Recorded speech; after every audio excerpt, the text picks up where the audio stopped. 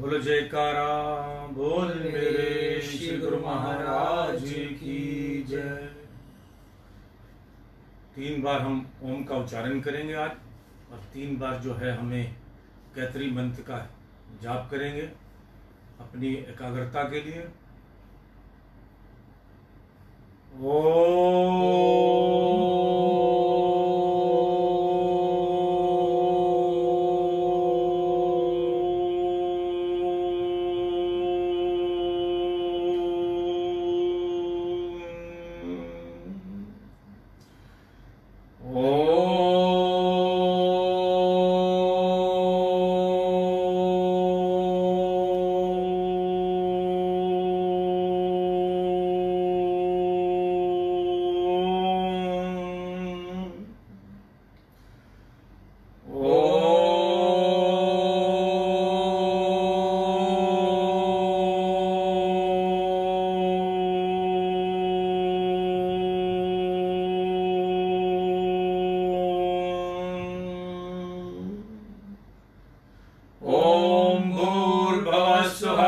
तत्सवितुर्वरेण्यं भर्गो देवस्य धीमहि धियो यो न प्रचोदयात्। ॐ भूर्भुवः स्वः तत्सवितुर्वरेण्यं भर्गो देवस्य धीमहि धियो यो न प्रचोदयात्।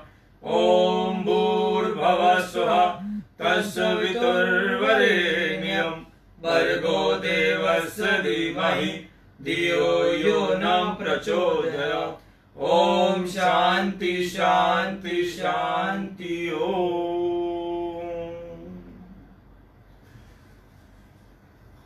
अब हम सारे विश्व की शांति के लिए 3 बार उस मंत्र का जाप करेंगे। हे पूर्ण परमात्मा पापों का होए खात्मा, विश्व बने धर्मात्मा, क्योंकि हम सब हैं तेरी आत्मा।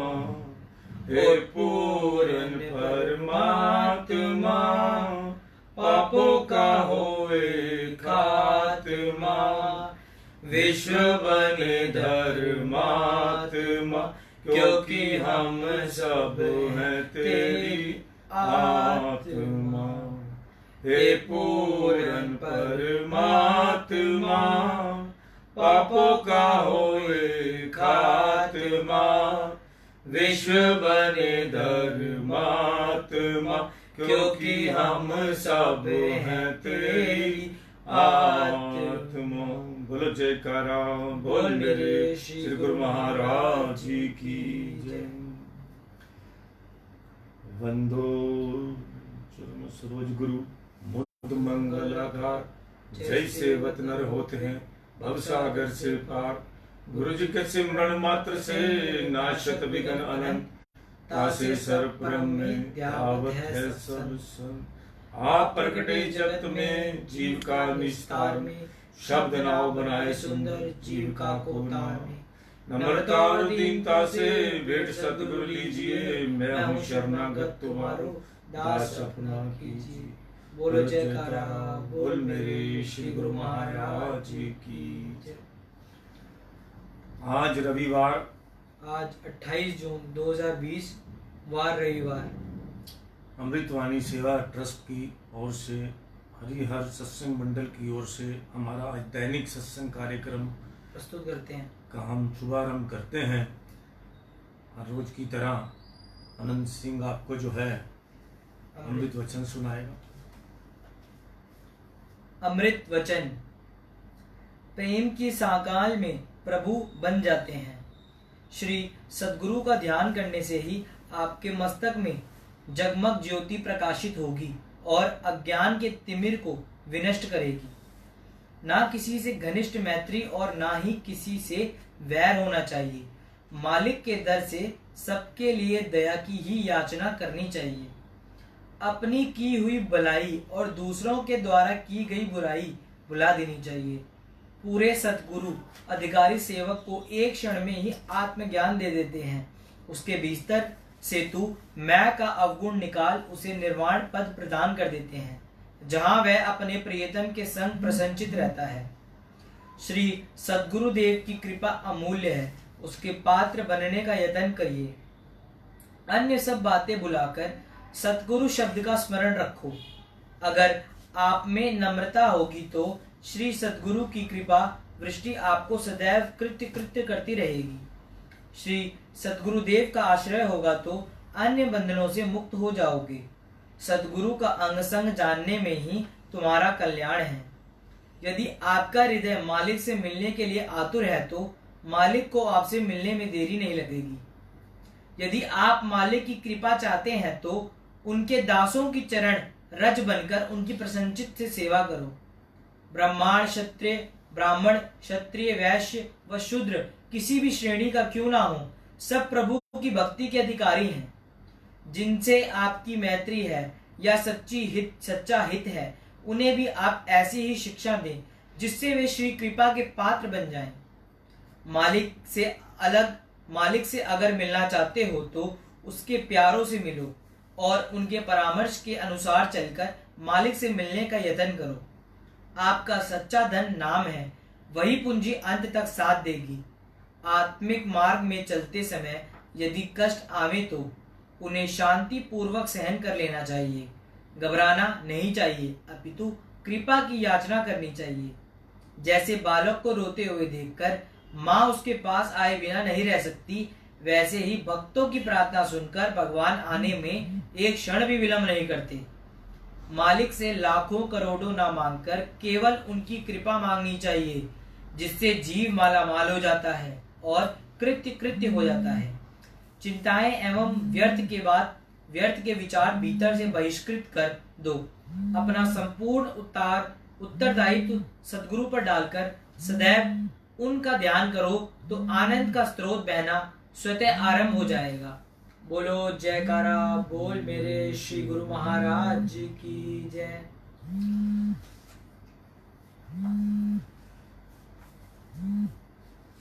विशेष अमृत वचन। मालिक की दरगाह में अभिमान से भरे व्यक्ति की कोई कदर नहीं, चाहे वह विद्वान हो, धनवान हो या शक्तिवान हो, परंतु एक निर्माण तथा निर्मल मन वाले को अधिक सम्मान मिलता है। सादा व थोड़ी मात्रा में भोजन खाने से स्वास्थ्य ठीक रहता है और सुरती एकाग्र होकर भजन में लगती है। यदि मन में मालिक का भय है तो शेष सबसे निर्भय है, और यदि मालिक का भय नहीं है तो फिर यहाँ और वहाँ दोनों जगह भयभीत रहेगा। शारीरिक कष्ट सहन करने की आदत डालो, ताकि यदि कभी कोई महान कष्ट आ भी जाए तो भी मानसिक अवस्था ना बदले, सदैव मालिक का आभारी बना रहे। माया का रस त्यागे बिना भक्ति का मधुर रस प्राप्त करना चाहो तो यह असंभव है। माया और भक्ति का आपस में मेल नहीं है। मान लो आज तक तुमने शरीर को अच्छा भोजन, अच्छे वस्त्र देकर ठीक रखा, हो सकता है अभी अभी मृत्यु आ जाए तो शरीर धूली में मिल जाएगा, परंतु तुम्हारा क्या बना? की हुई कमाई नष्ट हो गई। इसलिए शारीरिक सुख होते हुए भी परमार्थ का काम कर लेना चाहिए। सद्गुरु की सेवा में और उनसे प्रेम करने में जो समय व्यतीत हुआ वही सफल है, शेष निष्फल है। जिसकी सद्गुरु के चरणों में प्रीति नहीं और उसका भय नहीं, वह भक्ति मार्ग पर स्थिर चित्त नहीं रह सकता। हे सेवक, तुम अपने आप से पूछो तो सही कि यदि सेवा भक्ति की कमाई ही नहीं करनी थी तो तुमने संसार का त्याग ही क्यों किया? जब सेवक बने हो तो सेवक धर्म को पूर्णता निभाओ। एक मनुष्य के अंदर विकार चाहे कितने भी हों, परंतु उन पर विजय पाने के लिए यदि वह हर वक्त प्रयत्नशील है तो एक दिन उसका विकारों से छुटकारा हो जाएगा और वह मालिक का प्रेमी बन जाएगा। जो बुरी आदतें तुम्हें दूसरों की अच्छी नहीं लगती, उन्हें अपने में से भी निकाल दो। बुराई से बचने के लिए स्वयं से जबरदस्ती करो। मन माने या ना माने, तुम भलाई के कार्य करते रहो। यह विश्वास करो कि जैसे तुम सबको देख रहे हो वैसे ही वह तुम्हें देख रहे हैं। सद्गुरु और गुरुमुखों के दर्शन से जो प्रसन्नता प्राप्त होती है वह प्रमाण रहित है। सद्गुरु की सारी कार्रवाई हर समय सेवक की भलाई व आत्मिक उन्नति के लिए होती है। सेवक को वे यही आज्ञा प्रदान करते हैं जिसमें सेवक की भलाई नहीं तो, परंतु अज्ञानता से सेवक यदि उनकी आज्ञा पूरी नहीं मानता तो इस प्रकार सेवक को हानि की ओर जाते हुए देखकर उसको खेद होता है। हे प्रेमी, सतगुरु ने जो तुम्हें साधु वेश प्रदान किया है वह इसलिए कि तो अपने मनुष्य जन्म को सफल बना सके और दूसरों के लिए आदर्श बन सके। बोलो जयकारा बोल मेरे श्री गुरु महाराज जी की। अब आनंद दृष्टांत से ये है आपको सत्संग सुनाएगा। आनंद दृष्टांत संदेश 1 दृष्टांत 34 वाणी का महत्व। वाणी तो अनमोल है, जो कोई जाने बोल, ये तराजू तोल कर फिर बाहर मुख खोल। संत महापुरुषों ने रसना के बारे में फरमाया है कि कोई भी बात मुंह से निकालने से पूर्व हृदय के तराजू पर उसे तोल लेना चाहिए। कड़वी बात कहना या वह बात बोलना जिससे दूसरे के दिल को ठेस पहुंचे, बिना प्रयोजन अथवा मर्यादा का उल्लंघन करके बातें करना ये हानिकार है। एक बार श्री 108 श्री सतगुरुदेव महाराज जी श्री तीसरी पातशाही जी ने श्री मुखार विंद से ये पावन श्री वचन फरमाए थे। मनुष्य के शरीर में जिह्वा 2 प्रकार का काम करती है। एक अंदर की बात को बाहर कहना, दूसरा बाहर के भोजन को अंदर ले जाना। यह दोनों काम जिह्वा इंद्रिय द्वारा ही होते हैं। कोई भी बात जब मुख से निकल गई, चाहे वह अच्छी है अथवा बुरी, दूसरे पर कैसा प्रभाव डालेगी यह कहने वाले व्यक्ति पर निर्भर नहीं, क्योंकि वह बात मुख के किले से तो बाहर हो गई। इसी तरह खाने का कोई भी वस्तु जो कि एक बार पेट में चली गई वह गई सो गई। उसका जो भी अपना प्रभाव अच्छा अथवा बुरा होगा वह प्रत्येक स्थिति में पड़ेगा ही पड़ेगा। इसलिए प्रत्येक मनुष्य को मुख से बात निकालते समय तथा कोई भी भोज्य पदार्थ दिखाते समय पहले ही उसके विषय में भली प्रकार सोच लेना चाहिए। मुख से निकल जाने के पश्चात वह दूसरे पर क्या प्रभाव डालती है, इसका प्रत्यक्ष प्रमाण देखने के लिए आइए महाभारत के इतिहास के पुष्टों को उलट कर देखें कि द्रौपदी के एक ही अपशब्द ने क्या क्या गुल खिला दिए। इस बात से भला कौन है जो परिचित ना होगा, लेकिन हम अपने भाव की सिद्धि हेतु इस वार्ता को फिर से आपके सम्मुख प्रस्तुत करना चाहते हैं। पांडवों ने इंद्रप्रस्थ में एक नया महल निर्मित करवाया जिसका नाम रंग महल रखा गया। दानव ने इसे ऐसे कालात्मक ढंग से बनवाया था कि देखने वाला ठगे से रह जाते। एक बार धर्मपुत्र युधिष्ठिर जी के निमंत्रण पर दुर्योधन, दुशासन आदि उस महल को देखने के लिए आए। भीमसेन उनको महल दिखा रहा था। एक स्थान को जो कि दूर से सुंदर फर्श प्रतीत होता था, परंतु वास्तव में वह पानी का हौज था। दुर्योधन ने फट जानकर उसमें चलने का पैर उठाया ही कि तत्क्षण उसका पांव रपट गया और वह पानी में गिर पड़ा, जिससे उसके कपड़े गीले हो गए। आगे चलकर एक समतल स्थान पर आए, परंतु अधिक रगड़ाई करने के कारण उसमें इतनी अधिक चमक प्रतीत होती थी कि दूर से देखने से यह ज्ञात होता है कि यह तो पानी का हौज है। दुर्योधन जब इस स्थान से गुजरने लगा तो यहाँ उसने कपड़े समेटने शुरू कर दिए। कहा भी है कि दूध का जला छाछ को भी फूंक फूंक कर पीता है। भीमसेन जो कि उन्हें रंग महल दिखा रहा था, दुर्योधन से कहने लगा, भाई साहब यहाँ तो पानी है, नहीं फिर तुम कपड़े क्यों समेट रहे हो? यह कहकर वह थोड़ा सा मुस्कुरा दिया। उस समय द्रौपदी जो कि रंग महल की छत पर ही खड़ी यह सब कौतुक देख रही थी, दुर्योधन पर व्यंग्य कसते हुए बोली। द्रौपदी का भाव यह था कि अंधे धृतराष्ट्र की संतान है ये, इसको फर्श व पानी भी ठीक तरह से नजर नहीं आता। उस समय तो दुर्योधन खून का घूंट पीकर चुप हो रहा। घर जाकर वह इस अपमान का बदला लेने की अब युक्तियां सोचने लगा। अपने साथियों से कहने लगा कि मैं द्रौपदी और पांडवों को दिखा दूंगा कि मैं अंधे का पुत्र हूं अथवा वे सब नेत्रहीन हैं। उनके सब सुख ऐश्वर्य के दिन मैं शीघ्र ही दुख में बदल दूंगा तथा अपने अपमान का बदला लेकर उन्हें लोहे के चने चबवाऊंगा। अंततः उसने अपनी मंत्रणा अनुसार युधिष्ठिर जी को जुआ खेलने के लिए उद्यत कर ही लिया, परंतु धर्मराज युधिष्ठिर जी इसके षड्यंत्र को समझ ना सके तथा अंत में चारों भाइयों और राज्य तथा रानी द्रौपदी को भी दांव पर लगाकर हार गए। उस समय द्रौपदी को अपमानित करने के लिए जब दुशासन उसे दरबार में बरबस खींच कर ले आया, तब दुर्योधन भरी सभा में पांडवों के समक्ष ही व्यंग कसता हुआ ये वचन बोला। कहा, गर दुर्योधन ने द्रौपदी नु गलरंग महल दी याद होसी, मैं तिलकिया सा ते तू आख्या सी, अने प्यों दी अनी औलाद होसी, ओसे रंग महल दे विच हुणता ते तेरे नाल ए अना आबाद होसी, भूल जा तू पांडु सुजाक्या नु दिल अनया दा करना शाद होसी, अनहे प्यो दी बनेगी नु अनी, अनहा पुत्र बनाएगा नार तैनू, अखा वालिए जे इनकार कर से नंगी करागा सरे तरवार तैनू।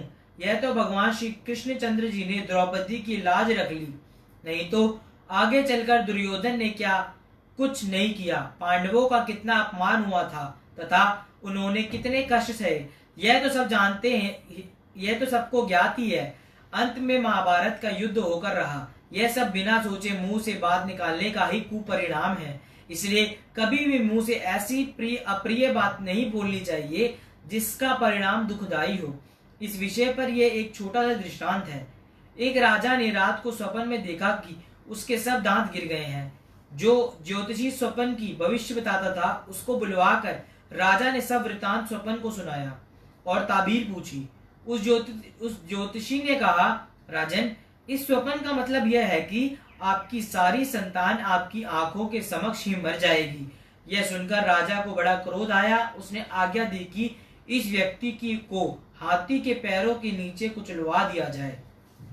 इस पर श्री कबीर साहिब जी ने भी वचन कहा है, ऐसी बानी बोलिए मन का आपा खोए, औरन को शीतल करे आपियु शीतल होए। तब राजा ने दूसरे ज्योतिषी को बुलवाया और उसके आगे भी वही प्रश्न किया। तब उसने उत्तर दिया कि महाराज, आपकी आयु तो सबसे अधिक लंबी होगी, प्रजा दीर्घायु तक आपकी छत्र छाया में रहेगी तथा आप लंबी उम्र तक उन सबको सुख देते रहेंगे। इस उत्तर को पाकर राजा अति प्रसन्न हुआ। इस ज्योतिषी को पुरस्कार में राजा ने हाथी दिया। अब देखिए, उत्तर तो दोनों ज्योतिषियों का एक समान ही है, परंतु कहने में कितना अंतर है। तभी तो कहा है, बात न कीजे अटपटी, कीजे बात बना, बातों हाथी पाइये बातों हाथी पा। इसका भाव यह है कि एक बोल ने तो आदमी को हाथी के पांव तले कुचलवाया तथा दूसरे बोल ने व्यक्ति को हाथी इनाम में दिलवाया। यह सब वाणी को ही तो प्रताप है। यदि इस वाणी द्वारा मालिक के गुण नुवाद गाए जाए तो फिर मनुष्य को कितना ही दिव्यानंद प्राप्त होगा। एक परमार्थी जिज्ञासु के लिए तो ये आवश्यक बात है। उसे अपने जीव को इसी सांचे में डालना चाहिए, क्या कि वह उसके सबके साथ मीठे वचन बोले तथा कड़वे वचनों का परित्याग करे। इसलिए जिह्वा इंद्रिय पर नियंत्रण रखना एक परमार्थी के जीवन का आवश्यक अंग है। एक सच्चे गुरुमुख के लिए तो यहाँ तक कहा गया है कि जो सोवे तो सुन्न में, जो जागे हरि नाम, जो बोले तो हरि कथा, भक्ति करे निष्काम। अर्थात वह यदि निद्रावस्था में हो तो वह भी उसके मन की तार अपने मालिक के चरणों से बंधी हो तथा जागृत अवस्था में प्रभु नाम का सुमिरन करे। यदि किसी के साथ बोले तो ईश्वर के गुण अनुवाद करे। इससे जिह्वा व मन दोनों ही पवित्र होते हैं और ये निष्काम भक्ति के लक्षण हैं। बोलो जयकारा बोल मेरे श्री गुरु महाराज जी की जय।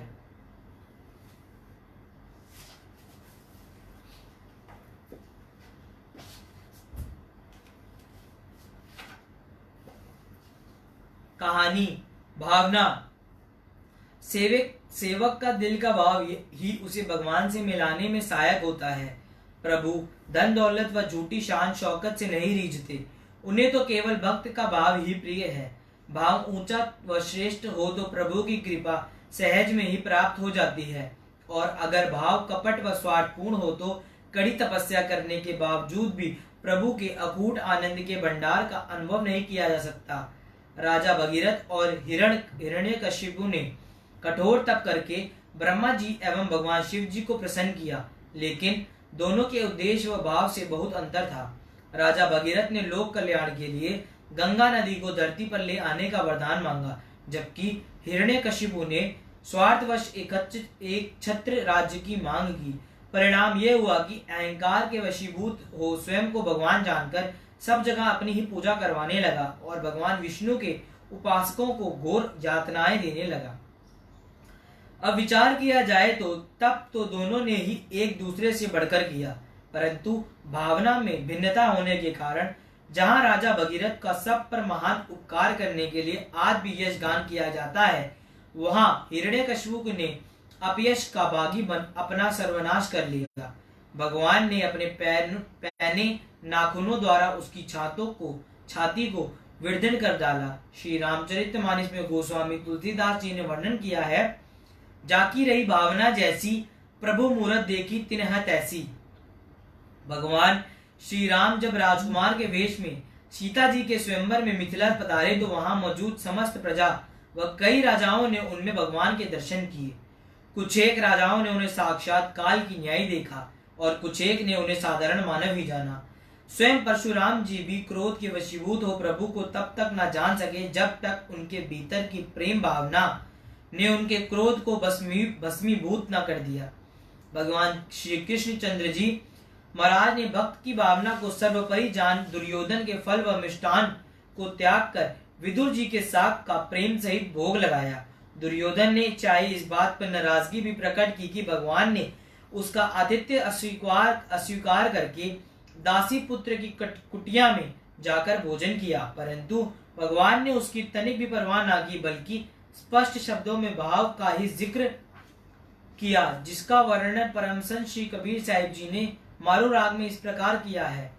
राजन कवनु तुम्हारे आवे, ऐसो भाव बिदर को देखियो, आऊ गरीबू मोही भावे।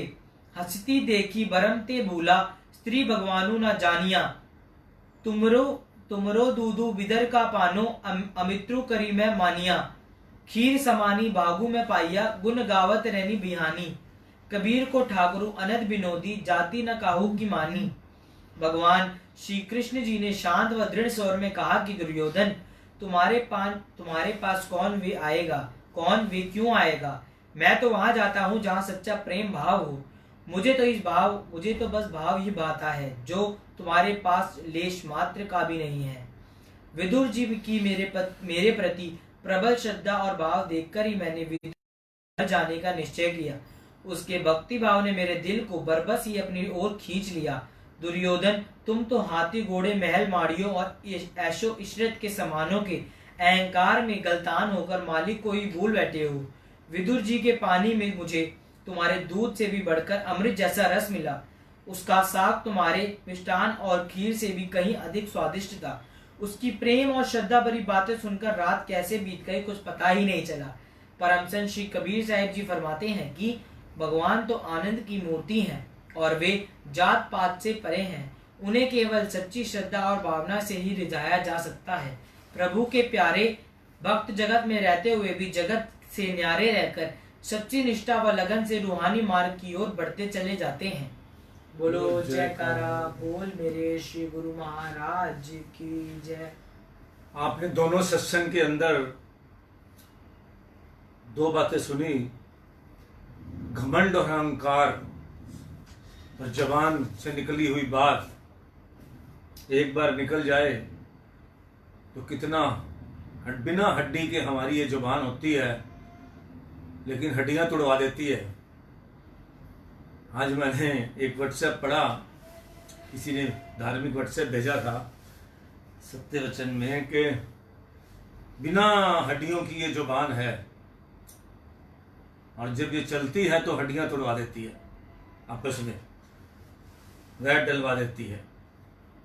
और आज पूरे संसार में अहंकार और घमंड का इतना भारी बोलबाला है कि शरीफ आदमी का रहना ही मुश्किल हो गया है। किसी में कोई ताकत नहीं है, लेकिन सिर्फ घमंड की ताकत है, और इस घमंड के अंदर वो इतना बड़ा नुकसान उठा रहा है आप कल्पना भी नहीं कर सकते। आज जितनी जेल भरी पड़ी हैं, जितने कोर्ट भरे पड़े हैं, जितना देश के अंदर जितना भी उत्पात मचा हुआ है, पूरे विश्व के अंदर आज जितनी भी स्टोरी चल रही है, इसके पीछे सारा अहंकार घमंड, कहीं भी थोड़ा सा भी प्यार मोहब्बत वाली बात नहीं है। पड़ोसी को पसंद नहीं कर रहा। नम्रता जो है, कोई एक बात सुनाई उसके बदले में 10 बात सुनाने को लोग तैयार रहते हैं। नम्रता का भाव किसी में नहीं है। तो इस तरह करके जो है, इसको आहिस्ता करके पहुंच जाता हूं। इस तरह करके जो हम लोगों को अच्छी सत्संग में रहना चाहिए, संगत में रहना चाहिए, उन लोगों के बीच में रहना चाहिए, अपने गुरु भाइयों के बीच में जो अच्छी शिक्षा देने वाले लोग हैं। मेरा तो उदाहरण, मेरा जो है एक्सपीरियंस यही है, क्योंकि वहां फिर भी आपको थोड़ी बहुत नम्रता मिल जाएगी, पूरी तो नहीं मिलेगी। वहां भी घमंड अहंकार ने बड़ा दिमाग खराब कर रखा है।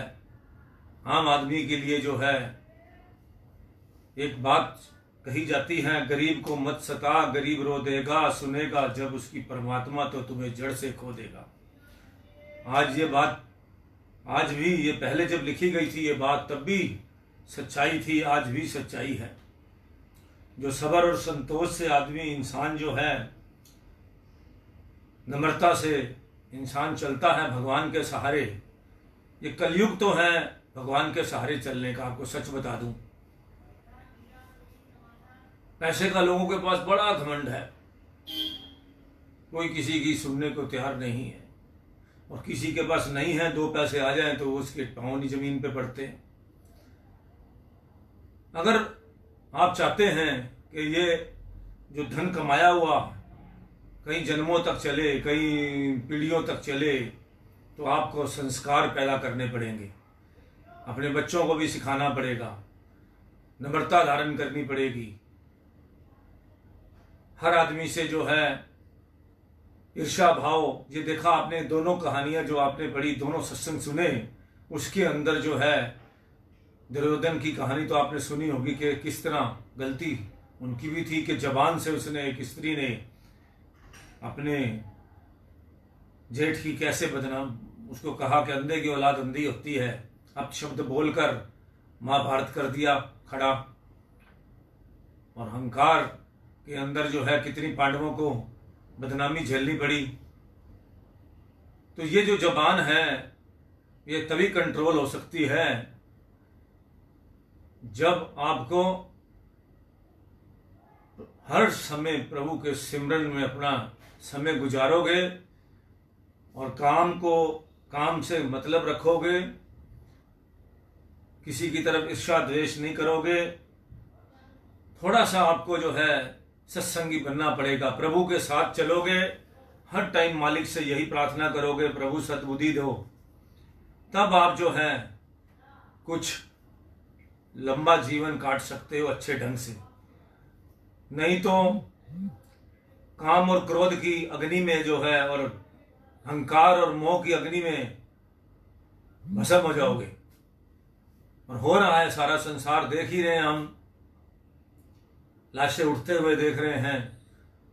फेसबुक पर जाते हैं तो ओम शांति लिख लिख के थक गए हैं, रिप लिख लिख के, फिर रेस्ट इन पीस लिख लिख के थक गए हैं। बड़े बड़े लोग जो हैं इस दुनिया से जा रहे हैं, क्या जा रहा है साथ उनके?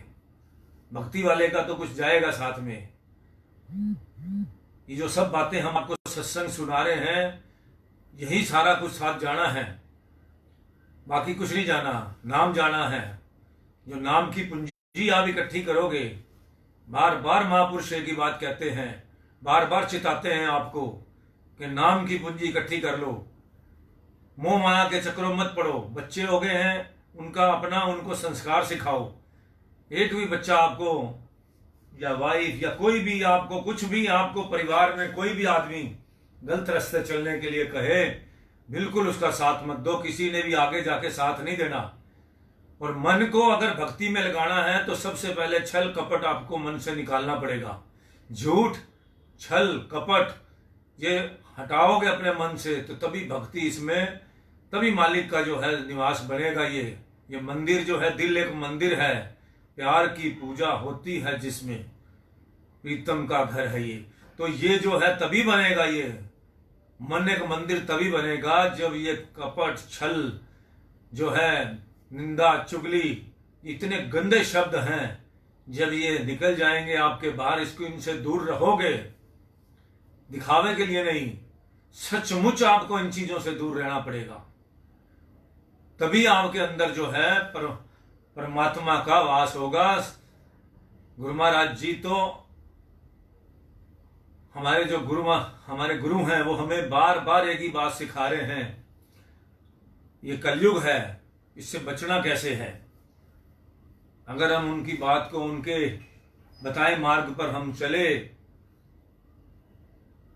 तो हम जो है, आज का टाइम क्या है कि अपने काम से काम रखो, एकांत में रहो, और एकांत में भी अपने मालिक का नाम जपो, तभी आपका जो है जन्म सफल हो सकता है। नहीं तो आप फंसे फंसाए हो, क्योंकि यहाँ पे तो माया का इतना बड़ा घेरा है, 1 मिनट में आपको फंसा लेगा बाहर जाते ही, क्योंकि प्रकोप है। जैसे आप कोरोना का प्रकोप देख रहे हो ना, इससे ज्यादा बड़ा प्रकोप जो है उसकी महामारी है माया की महामारी। और माया में कौन कौन आ गया है? निंदा चुगली, ईर्ष्या, द्वेष, क्रोध, काम, क्रोध, मोह, लोभ, अहंकार, चारों तरफ से आपको घेर के बैठे हैं। आपने कुछ किया नहीं, आपने कुछ बोला नहीं, आपकी निंदा शुरू हुई नहीं, और आपने भी निंदा शुरू की नहीं। बहुत बचो अपना। और बच कैसे सकते हो? सत्संग से। अच्छी किताबें पढ़ो, हमारे गुरु घर की किताबें पढ़ो, नाम जपो। माला वैसे नहीं जप सकते, माला लेकर जपो। नहीं कर सकते, लिख के जपो। टाइम अपना जो है ज्यादा से ज्यादा अपने उस काम में लगाओ जिसका कुछ फल मिलना है। ये क्लबों में जाने से, ये ना रात को शराबे बैठ के पीने से, मैं रोज देख रहा हूं, रोज मेरा सारा बड़े बड़े चीजों से वास्ता पड़ता है, आप सोच भी नहीं सकते। 4 बजे तक, 5 बजे तक लोग शराबे पी रहे हैं। बच्चे जो हैं बिगड़ रहे हैं, कोई माँ बाप के कंट्रोल में नहीं है, समझ नहीं रहे सिस्टम को। जिनके अभी बच्चे छोटे हैं वो अपने बच्चों को अभी से अलर्ट कर लें, नहीं तो आज भी डूबना है और कल भी डूबना है। कश्ती डुबाई है, तर नहीं सकती, बहुत पछताओगे। बच्चों को पैसे का अहंकार करना मत सिखाओ, पैसे का दुरुपयोग जो है बच्चों को मत सिखाओ। हर चीज उनकी जो है जरूरत की चीजों ही उनको जो है उनके हाथ में दो। ये मैं आपको प्रैक्टिकली बातें बता रहा हूं, तन बीती बता रहा हूं, सिस्टम बता रहा हूं आपको।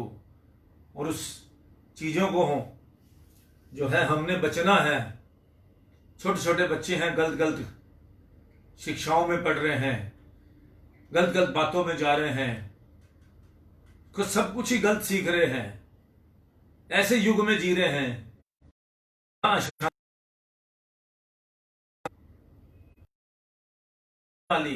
जो कुछ सीख रहे हैं बच्चे आज के, वो शांति का पाठ नहीं सीख रहे, वो सीख रहे हैं किस तरह से जो है, जो आपको मोबाइल सिखा रहा है वो सीख रहे हैं, जो किसी काम नहीं आना। पढ़ाई तो चलो काम आएगी, कुछ पढ़ेंगे बच्चे, कमाएंगे, अपने पैरों पे खड़े होंगे, संस्कार होंगे, वो आपको समाज में मान सम्मान दिलाएंगे। बाकी क्या दिलाएगा? उसका क्या मिलने वाला है? जो गलत आदतें जो सीख रहा है बच्चे, वो उससे क्या मिलने वाला है?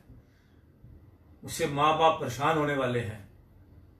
बच्चों, रात को माँ बाप घर में सोए हुए हैं। कल की घटना आपको बता रहा हूं। बच्चे जो हैं अयाशी कर रहे हैं, छोटी छोटी उम्र के बच्चे, और माँ बाप को नहीं पता।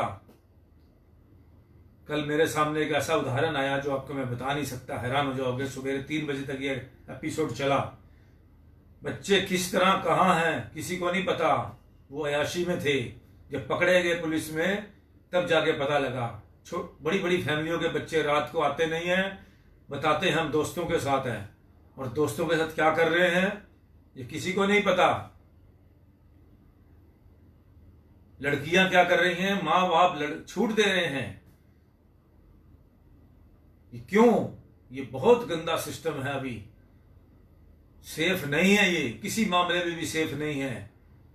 अगर माँ बाप को दुखी होना है तो उसका तरीका, उसका कारण यही है, बच्चे ही कारण बनेंगे।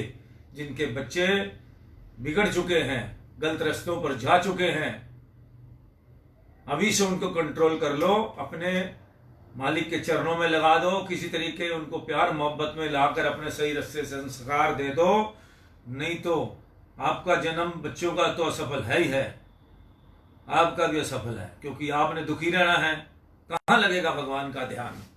बच्चे आपके जो हैं गलत रास्तों पे चलेंगे, आपका सारा दिन कल्पना में मन बीतेगा, तो आप बताओ कि आप सुखी कहां से होगे?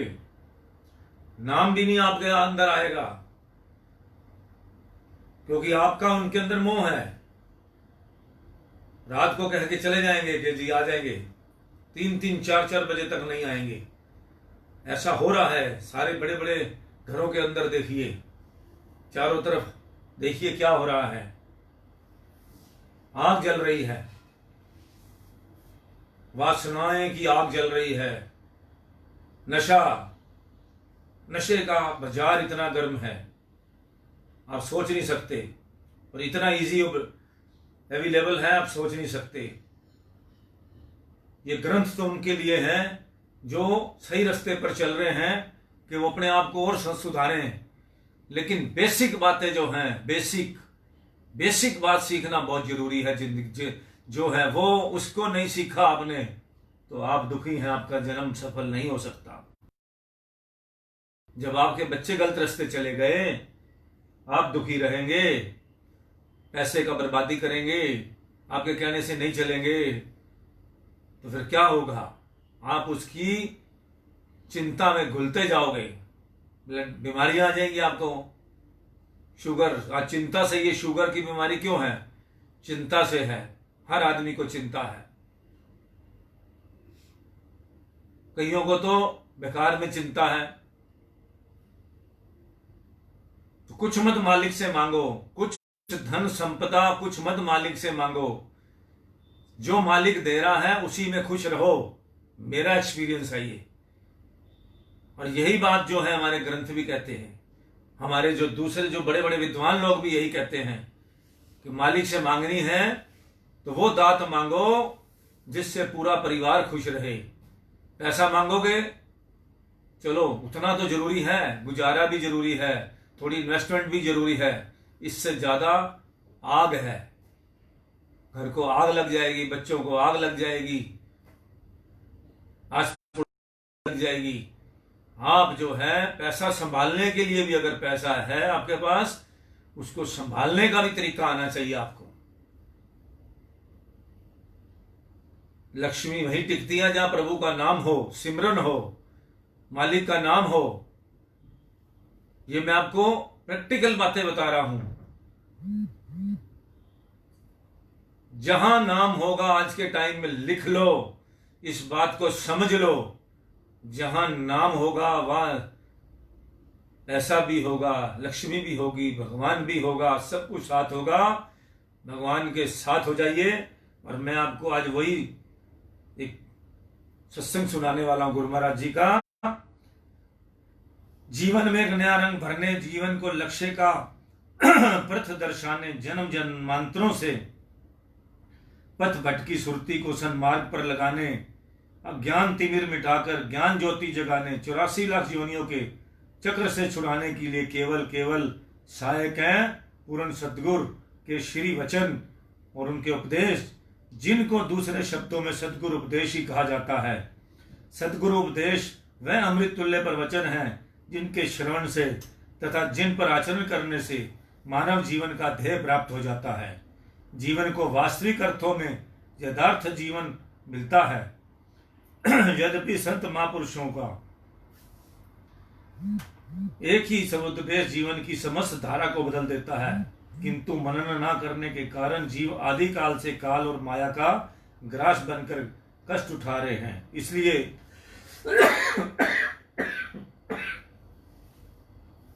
इसलिए संसार में प्राणी मन और माया का शिकार बना हुआ है। जगत के सुख व भोगैश्वर्य तथा रसोपभोग भोग की ओर उसकी रुचि अत्यधिक है। यथार्थ का इसे ज्ञान ही नहीं है। यह मन और माया के धोखे में आया हुआ जीव अपनी निजी पूंजी आत्मज्ञान को तो बिल्कुल भुला चुका है। इस संसार में सर्वोत्कृष्ट मानव जन्म का लक्ष्य तो इसे विदित ही नहीं है कि क्या है। इसलिए वर्तमान समय के महापुरुषों का विश्व को पथ प्रदर्शन आवश्यक है। वे इस ज्ञान और भक्ति के पूर्ण वेता होते हैं तथा रूहानियत अर्थात आध्यात्मिक ज्ञान की प्राप्ति के लिए उनके श्री वचनों पर चलना परम आवश्यक हो जाता है। जो समय के महापुरुष होते हैं उनकी वाणियों पर चलना बहुत जरूरी है। उनका ध्येय तो केवल भूली भटकी मानवता को सत्य मार्ग पर लाना ही है। इसलिए मनमति का त्याग कर गुरुमति को ग्रहण करना, अपने बल विद्या बुद्धि चतुराई और अहम भाव का त्याग कर अपने उनके पावन सदुपदेशों को जीवन का ध्येय बनाकर मन को उस सांचे में ढालना ही जीव का परम प्रथम कर्तव्य है। जैसा कि श्री कृष्ण महाराज जी ने गीता में उपदेश दिया, अर्जुन अन्य प्रेम से नित्य निरंतर श्रद्धा रहित मेरा स्मरण कर, आपा भाव मिटाकर निष्काम भाव से सेवा कर, मन वाणी और सर्वत्र संपन्न करने पर आत्मा को मुझ में एक ही भाव का मुझको ही प्राप्त करेगा। यदि गुरु उपदेश अनुसार चलेगा तो माया का जीना आवरण हट जाएगा। यदि मनमति अनुसार कर्म करेगा तो रूह अथवा आत्मा कमजोर हो जाएगी। पुनः उपदेश देते हैं, अर्जुन तू ज्ञान मार्ग पर चल। साथ में यह भी उपदेश दिया कि मन और बुद्धि को मेरे हवाले कर, तभी लक्ष्य को पा सकेगा। सोचने का विषय है, शारीरिक निर्वाह के लिए प्रत्येक विद्या को ग्रहण करने के लिए उसी अनुरूप गुण संपन्न शिक्षक की आवश्यकता होती है। तो आत्मिक ज्ञान के लिए आध्यात्मिक गुरु की शरणागति तथा उपदेश की क्या आवश्यकता नहीं होगी। आदिकाल से बड़े बड़े महापुरुषों अवतारों ने सतगुरुओं से ही ज्ञान प्राप्त किया। श्री परमहंस अद्वैत मत के संस्थापक कलयुग के भवपोत श्री परमहंस दयाल जी ने भी साक्षात पार ब्रह्म होते हुए भी गुरु दीक्षा की परंपरा का पालन किया। संत सहजो भाई जी ने भी अपनी वाणी में गुरु की आवश्यकता के विषय में इस सुंदर शब्दों में वर्णन किया। हरि कृपा जो होए तो नाही, होए तो नाही, पे कृपा दया बिनु सफल बुद्धि बही जाई। अर्थात भगवान की कृपा यदि होती है तो अच्छा है, परंतु पूर्ण सत्पुरुषों की चरण शरण तो प्राप्त होनी ही चाहिए। उनकी दया बिना सोच की बुद्धि चतुराई सब निर्थक है। यदि भक्ति, जिसे दूसरे शब्दों में आध्यात्मिक विद्या भी कहते हैं, बिना सत महापुरुषों की संगति के प्राप्त नहीं होती। इनका दूसरा नाम है पराविद्या। उपनिषद वाक्य में जिस विद्या को पराविद्या का नाम दिया गया है, यदि इसके सर्वसाधारण शब्द पर ध्यान दिया जाए तो यही कहा जा सकता है, परे से परे। मानो यह ज्ञान सर्वोपरि है, कर्म और ज्ञान इंद्रियों की पहुंच से परे, इंद्रियों तथा इंद्रियक विषयों से परे, देवी देवताओं की शक्ति से भी परे। जिस विद्या के द्वारा उसी अविनाशी ब्रह्म को प्राप्त किया जा सकता है वह पराविद्या है। अविनाशी ब्रह्म अर्थात परम तत्व का गुप्त रहस्यमयी तरकालदर्शी सदगुरु की कृपा से उपदिष्ट मार्ग पर चलकर ज्ञात होता है। जिस प्रकार बिजली धारा का संबंध यदि हीटर प्रेस आदि से जोड़ा जाए तो वह प्रज्वलित होकर उष्णता प्रदान करती है। बिजली तो वही होती है जो पीछे से करंट आता है, उसमें अगर प्रेस लगा दी जाए, हीटर लगा दिया जाए तो उसमें गर्मी आ जाती है। और यदि उसी को ही पंखे से जोड़ दिया जाए या फ्रिज में जोड़ा जाए या एसी में जोड़ा जाए तो ठंडी हवा तथा ठंडक प्रदान करती है। इसी प्रकार मन का संबंध माया से होगा तो काम क्रोध लोभ मोह अहंकार की विष भरी ज्वाला में जलता हुआ जीव दुखी अशांत और अधीर रहेगा। यदि देखो हमारे शरीर में 24 घंटे एनर्जी निकल रही है जिसकी वजह से हम जिंदा हैं। एक बात समझ लो, अगर इस एनर्जी को हमने गलत कामों में लगा लिया तो ये हमारे लिए दुखदायी बन गया। और अगर हमने इनको अपने नाम के सिमरन में सही कामों में लगा लिया, इस जो एनर्जी हमारे शरीर से निकल रही है तो उसको हमने लगा लिया, तो ये हमारे लिए रामबाण बन जाएगी। यदि संत महापुरुषों के पावन आनंद में सदुपदेशों पर चलेगा तो आनंद में बना रहेगा, क्योंकि वास्तव में यह जीव सच्चित आनंद है और उस सच्चिदानंद प्रभु का अंश है। श्री रामचरितमानस में लिखा है कि ईश्वर अंश जीव अविनाशी, चेतन असल सहज सुख साशी, सो माया बस भाऊ गोसाई, बंदियों कीर मरगट की नाई, जड़ चेतन ही ग्रंथि पारी गई, जद ही मृषा छूटत कठिनाई। उत्तराखंड का है ये जीव अविनाशी ईश्वर का ही अंश है, जो चेतन पाप रहित तथा स्वाभाविक ही सुख का निदान है। फिर भी माया के वश होकर जीव ऐसा बंध गया है जैसे तोता और बंदर स्वयं बन जाते हैं। बंदर तंग मुंह डालकर मुट्ठी बंद करने पर फिर भी नहीं खोलता, इसलिए फंस जाता है, और तोता नलकी में फंसता है। जैसे बंदर और तोता चैतन्य रूप होकर भी जड़ वस्तु में फंस जाते हैं, वैसे ही जीव माया में फंसकर छूट नहीं सकता। जड़ माया और चेतन जीव में गांठ पड़ गई। यद्यपि जीव में माया की गांठ मिथ्या है, परंतु इसका छूटना कठिन है। इसलिए उस ईश्वर की चेतना सत्ता में मिलकर जीव जब तक आनंदमय न बन जाएगा तब तक विश्राम प्राप्त नहीं कर सकता, आवागमन के चक्र से नहीं छूट सकता। रामचरितमानस के उत्तराखंड के गोस्वामी तुलसीदास ने वर्णन किया है, गुरु बिन भव विधि न कोई, जो विरची शंकर सम होई। गुरु के बिना संसार सागर से कोई पार नहीं हो सकता, चाहे कोई ब्रह्मा बन जाए। भाव ये है कि संसार में आंतरिक शांति और शाश्वत सुख की प्राप्ति बिन गुरु के नहीं हो सकती। अनेक योगी ऋषि मुनि और तपस्वी इस चिरंतर सुख की खोज कर चुके, परंतु वह दिव्य आनंद गुरु के बिना उन्हें कहीं भी प्राप्त। धार्मिक ग्रंथ तथा सात महापुरुषों की वाणियां इसी तथ्य का प्रतिपादन करती हैं कि पूर्ण सतगुरु की प्राप्ति के बिना आध्यात्मिक ज्ञान में पूर्णता नहीं हो सकती, क्योंकि संत महापुरुष इस ज्ञान में परंपरागत होते हैं। संत महापुरुष उपदेश की महिमा का वर्णन करती हुई पार्वती जी सप्तऋषियों के प्रति कथन करती है कि तजु न नारद कर उपदेशु, आपू कही संत पार महेशु, नारद बचन न मैं परिहाऊं, पशु भवूं उजरू नहीं डराऊं, गुरु के बचन प्रीति न जेही, सपुहु सुगम न सुख। मानस बालकांड में ये लिखा हुआ है। अर्थात जब सातों ऋषियों ने पार्वती जी को तप कर त्याग करने के लिए कहा तो पार्वती जी ने उत्तर दिया, मैं नारद जी पार्वती जी के गुरु थे, गुरु जी के उपदेश को ना त्यागूंगी, चाहे मुझे शिव जी 100 बार भी क्यों ना कहे।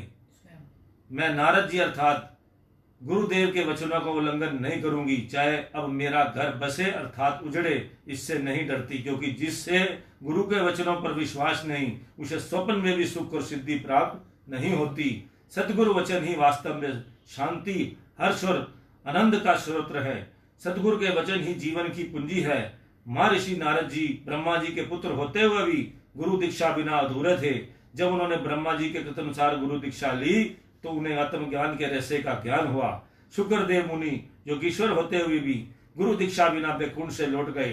भाव ये है कि गुरु उपदेश वह संजीवनी है जिसका पान करने से काम, क्रोध, मोह, लोभ आदि मानसिक दुख दूर हो जाते हैं और जीव 84 लाख योनियों के आवागमन से छुटकारा पा लेता है।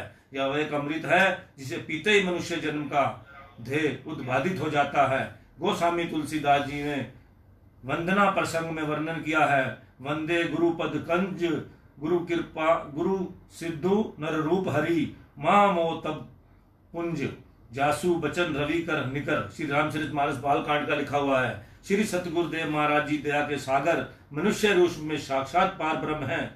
उनके चरण कमलों में मैं वंदना करता हूँ। उनके श्री वचन सूर्य की किरणों के समूह हैं जिसमें घना घना मोह का अंधकार नष्ट हो जाता है। अर्थात सतगुरु के वचन तथा उपदेश जीव के सारे जीवन को बदल देते हैं।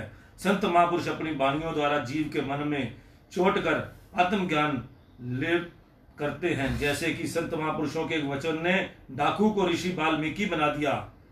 संत बुल्ले शाह के गुरुदेव ने केवल इतना ही कहा था, बुल्लिया शोधा की पाना इतो उठते उधर लाना। इस उपदेश ने बुल्ले शाह के समस्त जीवन को परिवर्तित कर दिया, जीवन में स्फूर्ति ला दी। अब तो बुल्ले शाह की समस्त चित्रवृत्तियों का केंद्र श्री गुरुदेव के श्री वचन बन गए। बुल्ले शाह संसार को भूल गए और शाह के स्थान पर संत बन गए।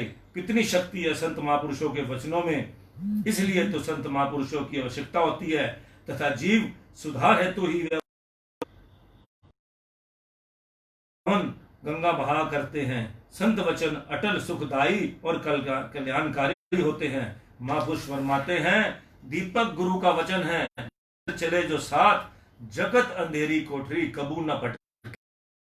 जो प्राणी श्री सतगुरुदेव महाराज जी के अनुसार अपने जीवन को उनके सांचे में ढाल लेता है, वह संसार रूपी अंधेरी कोठरी में कभी भटकते नहीं। इसमें जाति पाति ऊंच नीच का कोई भेद नहीं। लालों को ग्रहण किया, इन मुक्त कणों को चुना, वही जीवन के लक्ष्य को प्राप्त कर गया।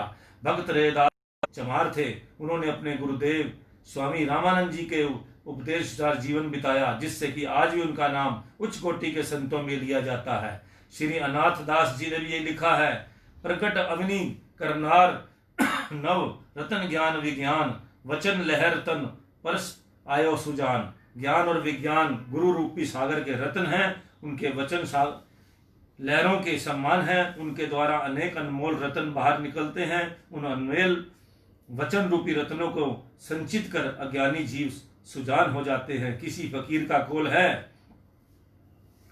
जो है जो के नजर कामिल तो कर खिदमत फकीरों की, नहीं मिलता है वह जौहर बादशाहों के खजाने में। सारांश यह के गुरु उपदेश तथा गुरु वचन ही मनुष्य जन्म की पूंजी है।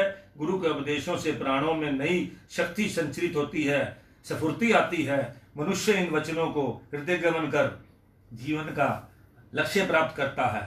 समय समय पर संत महापुरुष इस उपदेश मृत की पावन गंगा बहाने के लिए संसार में अवृत होते हैं। इस अनादि काल के प्रचलित नियमानुसार श्री हर अद्वैत मत के श्री सभी संत महापुरुषों ने इस उपदेश मृत की पावन धारा को बहाकर कृतार्थ किया और कर रहे हैं। इस संप्रदाय के अनुयायियों शरणागतों तथा जिज्ञासुओं के लिए सतगुरु उपदेश अनुसार जीवन व्यतीत करना ही सबका परम कर्तव्य है।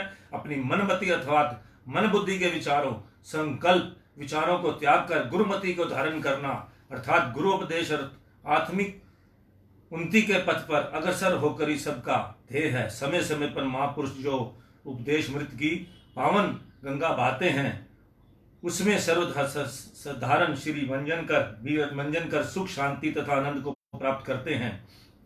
जिसकी माया है प्रबल कलयुग की, उतनी ही तीव्र गति से यह अंधपुंज विनायक पापों को दूर करने वाली उपदेश सुधा की पावन गंगा जन जन को आत्मिक मन पर उदर गति से ऊपर की ओर ले जा रही है। इस संप्रदाय के महापुरुष का यही उपदेश है, महापुरुषों का यह उपदेश है जो संत मत के आचार्यों का चला आ रहा है।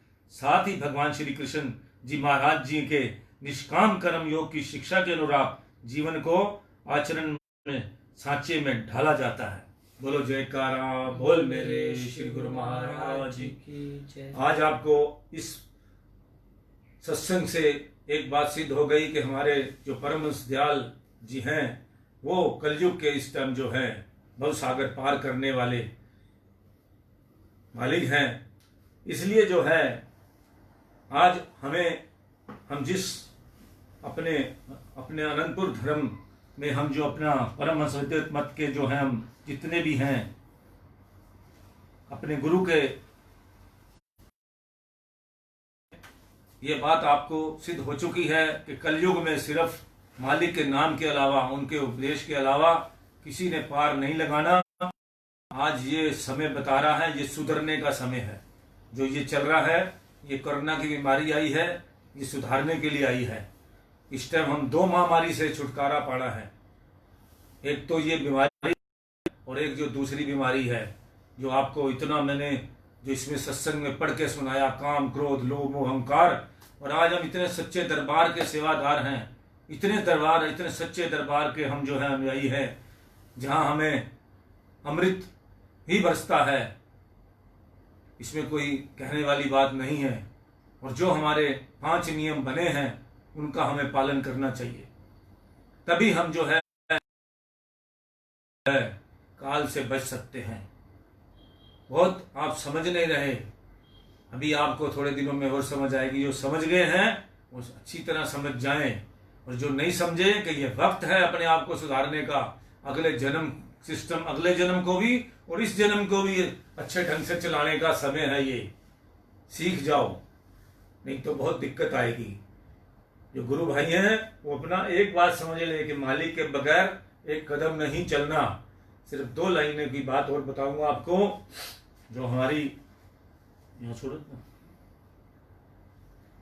कल हमने आपको एक लगातार बता रहे थे कि गुरुमुख और मनमुख के अंदर जो है कितनी कमियां की, गुरुमुख में और उनका डिफरेंस क्या होता है, वहां हमने छोड़ा था परसों।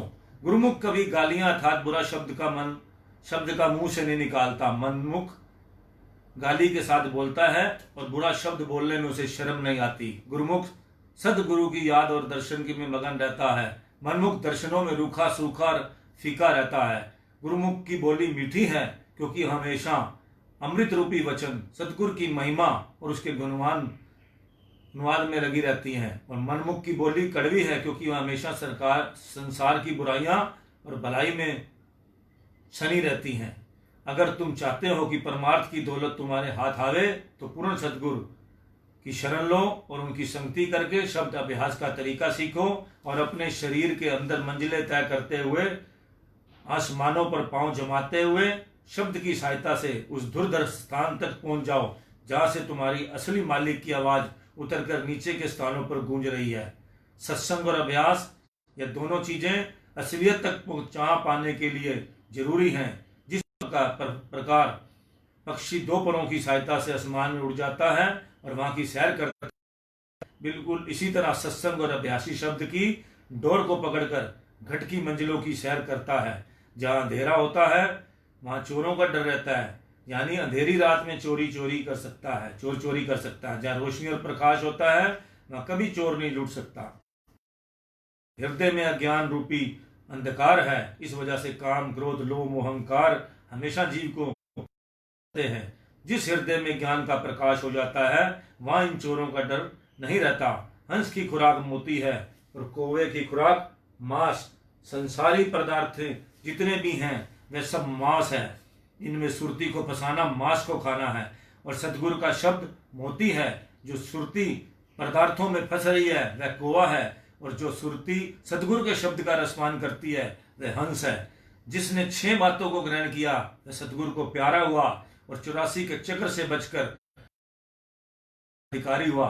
सतगुरु की जिस कदर बन सके पहचान करना और उसकी आज्ञा में चलना, मन को जानना और उसके कहने पर चलना, सत्य वस्तु की पहचान कर उसको पकड़ कर रखना, झूठ और असार वस्तु को जानना और हाथ खींचना, संसार को जांचना और उसमें होशियारी से बरतना, यानी फंसना नहीं, परमार्थ की कदर जानना और उसकी अनुकूलता अपनी करनी और रहनी दुरुस्त रखना।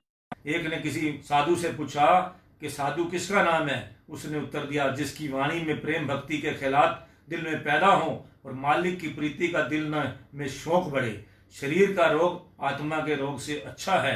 शरीर अगर रोगी है तो इंसान को मालिक की याद आती है और कई प्रकार के दुष्कर्मों से बच जाता है। अगर अंतरात्मा के में विकारों के रोग लगे हुए हैं तो इस जन्म में भी दुखी रहता है और परलोक भी बिगड़ जाता है। एक साधु ने एक भक्त को बीमार देखकर मालिक के चरणों में प्रार्थना की। एक अंतरात्मा से मालिक की आवाज आई, इस पर और किस प्रकार दया करूं? मैं तो इसी बीमारी के माध्यम से इस पर दया कर रहा हूं। इस तरह कटने योग्य है और इसकी आंतरिक 29 बीमारी के सबब से ही होनी है। सतगुरु अपने सेवक को मुसीबत और तकलीफ के वक्त इस तरह आजमाते हैं जिस तरह सुनार सोने को आजमाता है। कोई सोना खालिश निकलता है, कोई खराब यानी मिलोनीगा। यह वह बड़ा मूर्ख है जो अपने को उत्तम जानता है और वह बड़ा अक्लमंद है जो अपनी त्रुटियां निहारता है, क्योंकि जो अपने को रोगी नहीं जानेगा वह अपना इलाज भी नहीं करा सकेगा। और वह जीव मन के रोगों से ग्रस्त हुआ है। इस बीमारी को दूर करना जरूरी है। बोलो जयकारा बोल मेरे श्री गुरु महाराज जी की। जय। ये थोड़ा सा जो हमने ये सत्संग आपको सुनाया है, ये राधा स्वामी सत्संग की उसमें से एक सत्संग की किताब से लिया हुआ है। तो जो है सच्चे महापुरुष होते हैं वो यही बताते हैं। तो आज का हमारा जो है कार्यक्रम सत्संग का यहीं समाप्त होता है। सिर्फ आपसे एक बेनती है, जो मैं कहता हूं कि ये नशे छोड़ दीजिए, नॉनवेज छोड़ दीजिए, शराब छोड़ दीजिए। ये सारी बातें जो हैं, मैंने आपको कल भी बताया था, दुनिया में सुखी रहने के उपाय अगर कहीं लिखे हैं, जिसके भी ग्रह नीच की होती हैं, जिसके भी कुछ होता है, तो उसमें आपको बताया कि ये चीजें जो हैं, ये छोड़ने से इंसान की सद्बुद्धि आती है। इन नॉनवेज तो बिल्कुल छोड़ दीजिए, वेजिटेरियन बनिए। दुनिया में 36 तरह के पदार्थ हैं खाने के लिए। और एक मैं आपको कहता हूं कि जब आपका जन्मदिन हो या आपका मैरिज एनिवर्सरी हो, उस दिन आप किसी पार्क में जाके 1-2 पेड़ जरूर लगाइए। देखो हमारे देश में लाखों पेड़ गिरता है जब आंधी तूफान जब भी आते हैं। सरकार जितने लगाती कहती है उतने लगाती नहीं है, अगर लगाती है तो उसका ध्यान नहीं रखती। आज मैं आपको बताऊं, मैंने कुछ पेड़, अगर दिल्ली वाले सुन रहे हैं तो यहां से आप शंकर रोड पर जाइए, गोल चक्कर कटने वाले लेफ्ट हैंड के अंदर जो है इतने जो है पेड़ लगाए गए थे, पीपल के लगाए गए थे। अभी बड़े हो गए थे, कोई 5-5, 10, 7-7 फुट 8-8 फुट के आए थे। तो उसकी जो रक्षा के लिए चारों तरफ जो है चौरस बाउंड्री बनाई गई थी, पत्थरों की बाउंड्री जो है वो बनी बनाई आई थी, और उसको जो वहां लगाया गया था। थोड़े का मैं बड़ा खुश होता था कि ये पेड़ नए लगे हैं, बड़े जो है पीपल के पेड़ हैं, बड़ा ऑक्सीजन आएगी। आज उस बाउंड्री को सरकार ने, चाहे एमसीडी के थे या एनडीएमसी की थी, वो बाउंड्रियां वो उतार कर निकाल दी गई कुछ दिनों से, और वो जो है पेड़ लोगों ने तोड़ दिए। इतने शानदार वो पेड़ उग गए थे, 8-8, 10-10 फुट के पेड़ हो गए थे पीपल के दोनों साइड पर, अभी कुछ बच गए हैं। तो सरकार तो हमारी इतनी निकम्मी है, लाखों की संख्या में पेड़ लगाने की बात करती है, पानी देती नहीं है, आधे रह जाते हैं, सैकड़ों की संख्या में भी नहीं उगते नहीं। तो इसलिए हमें जो है पार्कों में माली सभी के लगे हुए हैं, आस पड़ोस में जहां भी जाएं, जहां भी मौका लगे पेड़ जरूर लगाएं। अपने जन्मदिन पर 2 पेड़, एक नहीं, एक पेड़ अकेला अच्छा नहीं होता, 2 पेड़ जो हैं ये बहुत बड़ा पुण्य है। आपको पता है कि शमशान घाट में भी एक आधे पेड़ इससे ज्यादा की लकड़ी लगती है जब हमें जलाया जाता है। इतना इंतजाम तो हमें कर लेना चाहिए है। अपने जन्मदिन पर या हमारे को मैरिज एनिवर्सरी जो मनाते हैं, कितने के आते हैं, 200, मुश्किल से 200 रुपए का एक पेड़ आता है। आप चाहे फल का लगाओ, चाहे आप पीपल का लगाओ, चाहे नीम का लगाओ, चाहे जामुन का लगाओ, आपको पेड़ जरूर लगाने चाहिए। ये एक बहुत बड़ा धार्मिक है इसके अंदर, क्योंकि ऑक्सीजन देगा बड़ा होकर।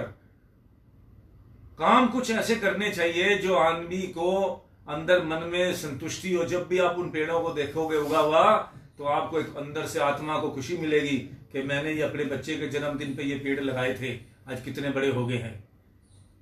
लोगों की सोच बहुत छोटी है, वो सोचते हैं पता नहीं हमने यहाँ रहना कि नहीं रहना, पेड़ यहाँ क्यों लगाए, पेड़ वहां क्यों लगाए। ये निष्काम सेवा करने का सीखो, निष्काम काम करोगे वही साथ जाएगा। काम के बदले आपने पैसे ले लिए, वो कोई काम नहीं आपका। आप भगवान को जाते हैं, मन्नत मानते हैं, भगवान ने आपका काम पूरा किया, आपने प्रसाद चढ़ा दिया, ये तो गिव एंड टेक हो गया, ये कुछ काम नहीं आपका। भगवान से मन्नत मानी, उसने पूरी कर दी, आपने उसको जो कहा वो चढ़ावा चढ़ा दिया, भूल गए तो फिर लड़ाई शुरू, फिर वो देवी देवता आपको तंग करेंगे। ऐसा हुआ है, होता ही है। आप जाते हैं, जो मैं उनकी बात कर रहा हूं जो गुरु घर के नहीं है, कि आपने मन्नत मानी, या गुरु घर के भी जाके ऐसे काम करते हैं कि जो मन्नत मानते हैं फिर वो पूरी नहीं होती, फिर वो देवी देवता आपको कष्ट देते हैं। भूल जाते हो आप मान के, जब वो काम पूरे हो जाते हैं। किसी को याद थोड़ा रहता है कि आज का काम जो है हमने क्या मन्नत मानी थी, जब हो जाती है पूरी, वो उसको पूरा नहीं करते। तो ये अपने ऊपर भार मत चढ़ाइए। कोई बिन मांगे मोती मिले, मांगे मिले ना भीख। हमने भी शुरू में ऐसे कुछ काम किए होंगे, देखा देखी भेड़ो चाल थी।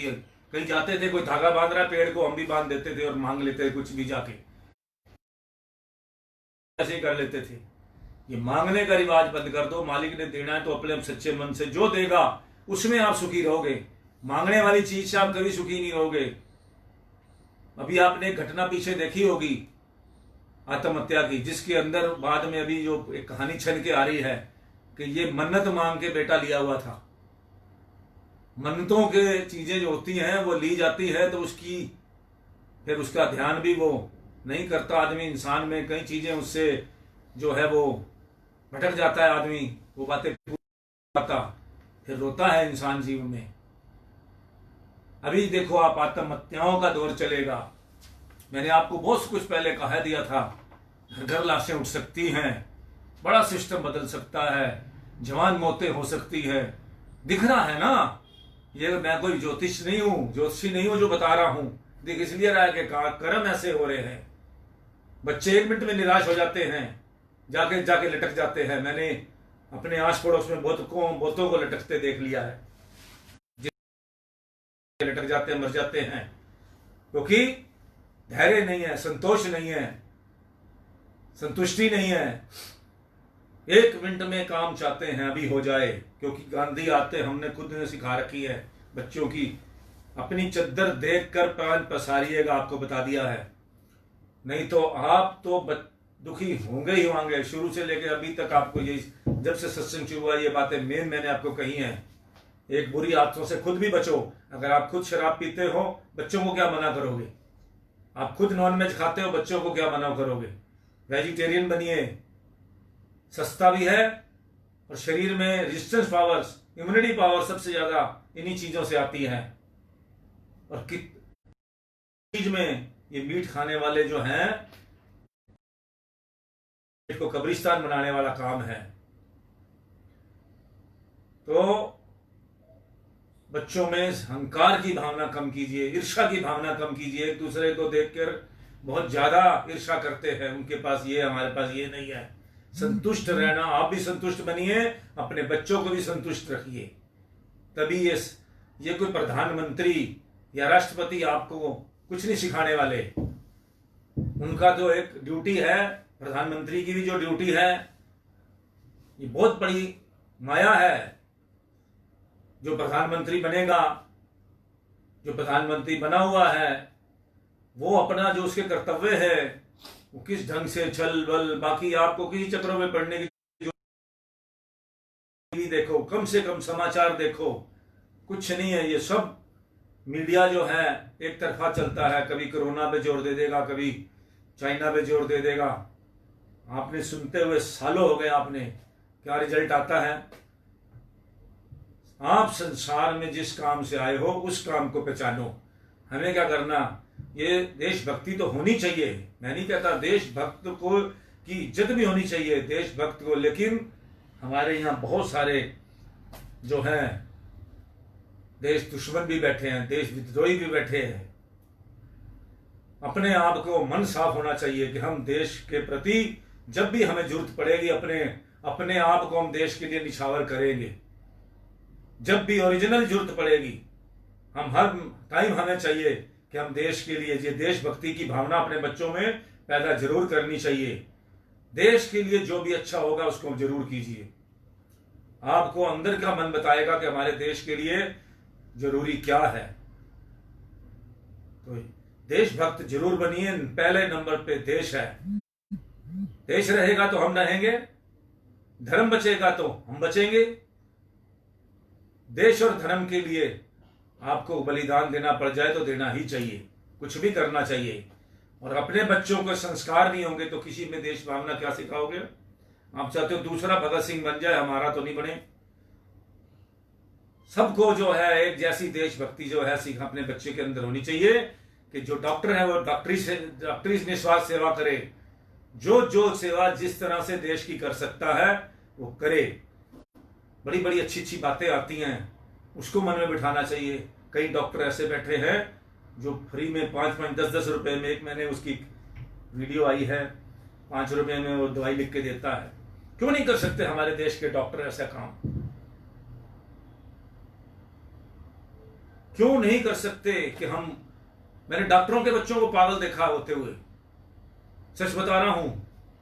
डॉक्टर हैं, डॉक्टर के बहुत बड़े जो हैं हॉस्पिटल के डॉक्टर हैं, वो उनका बच्चा दिमाग से कोई नहीं है, पैसा इतना है, अभी भी कमा रहे हैं।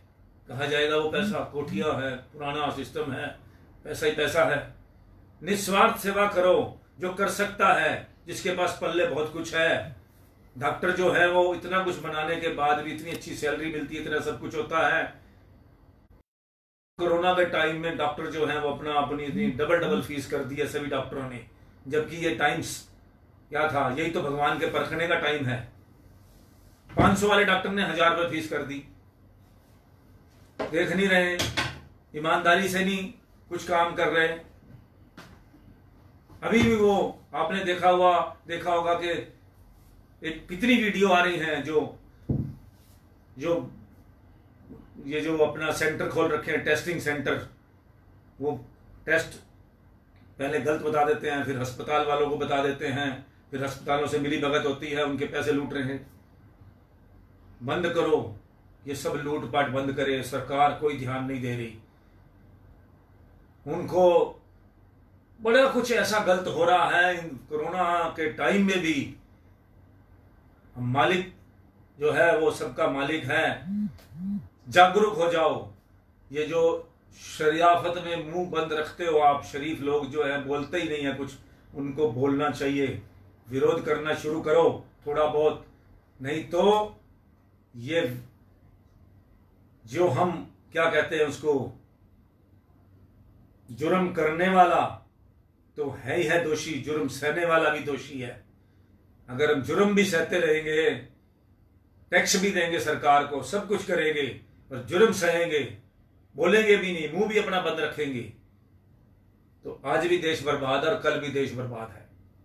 लूटते रहेंगे सारे दिन। ये लोग लूटने वाले जो हैं इनकी संख्या बढ़ जाएगी, ये लूटेंगे, सिस्टम खराब करेंगे। जागरूक होना चाहिए, देश के प्रति भी हमें जागरूक होना चाहिए। मुंह पे उंगली नहीं रखनी चाहिए, हमें सब कुछ ट्रांसपेरेंट करवाना चाहिए सरकार से, जो जिस माध्यम से। आज के टाइम में तो आपके पास मीडिया आपके हाथ में है, सोशल मीडिया आपके हाथ में है। कुछ भी गलत देखिए, उसका प्रचार कीजिए, उसको रोकने की कोशिश कीजिए। जहां नकली कुछ बिक रहा है, जहां नकली कुछ हो रहा है, हम लोग जो आज तक मुंह पे उंगली रख के बैठे रहे, एक 10 रुपए की दवाई 100 रुपए में मिल रही है ओरिजिनल। कल वो एक लुधियाने के अंदर वो सरदार सिख फैमिली जो ओरिजिनल रेटों पे उन्होंने खोला है स्टोर, वो दिखा रहे थे। ये सच्ची बातें हैं। हम लुट रहे हैं, पिट रहे हैं, हमारी हर तरह से जो है वो, हमें सब कुछ करते हुए भी अपने आप को देश सेवा जरूर करनी है। यही देश सेवा है, यही जो है हमें जो सेवा हम कर सकते हैं। 135 करोड़ लोगों की जो हम मिलकर जो है जो काम करेंगे, वो बहुत बड़ा काम होगा। हर गलत काम का विरोध करना ही हमारे को जरूरी है। नहीं तो मुंह पे उंगली रख के बैठेंगे, देखते रहोगे, लीडर अपना घर भर भर के चलते जाएंगे। तो इसलिए धर्म भी अपना बचाना है, कर्म भी अपना करना है, और हमें अपने देश को भी बचाना है और अपने आप को भी सुधारना है। ये बहुत जरूरी है, अपने आप को सुधारना। अपना चरित्र सुधारिए, चरित्रवान बनिए। और चरित्रवान जो है तभी बनेंगे जब हम आध्यात्मिक होंगे, धर्म को बचाएंगे, तो चरित्र भी बचेगा। चरित्र बचेगा, देश भी बचेगा। तो इसलिए अपना इस टाइम हमें सब कुछ जो है सतयुग कलयुग के अंदर सतयुग वाला काम करना है। तभी होगा कि जब हम इन सारे अपने आप को धर्म कर्म सब चीज को अपना बचा कर चलेंगे। जय सच्चिदानंद, राम राम, सत श्री अकाल।